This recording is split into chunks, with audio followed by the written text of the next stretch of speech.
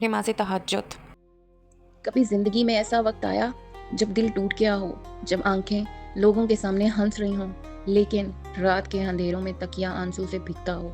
कभी ऐसा लगा हो कि सब कुछ होने के बावजूद कुछ खाली है। फिर एक दिन वही रब जिसे हमने सिर्फ मुश्किल वक्त में पुकारा था, हमें रात के आखिरी पहर जगाता है। वो वक्त जब दुनिया गहरी नींद में होती है और आसमान पर अल्लाह की रहमतें नाजिल हो रही होती हैं।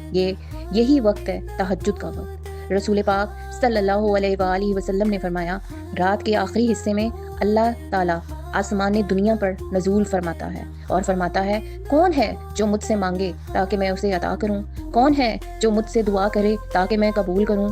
कौन है जो मुझसे मगफरत मांगे ताकि मैं माफ़ कर दूं? सोचो, दुनिया का सबसे ताकतवर बादशाह खुद अपने बंदे से पूछ रहा है, क्या चाहिए मांग लो।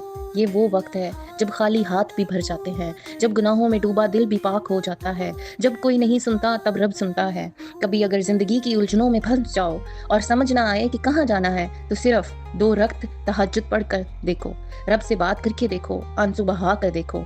फिर देखना कैसे सारी उलझनें सुलझती हैं, कैसे दिल को सुकून मिलता है और कैसे रब खुद तुम्हें थाम लेता है। ये तहज्जुद सिर्फ एक नमाज नहीं, ये एक ताल्लुक है, एक राज है रब और बंदे के बीच। जो रात को उठता है वो अल्लाह का खास बंदा होता है, अल्लाह उससे मोहब्बत करता है। अगर तुम चाहते हो कि तुम्हारी दुआएं कबूल हों तो तहज्जुद का रास्ता अपनाओ।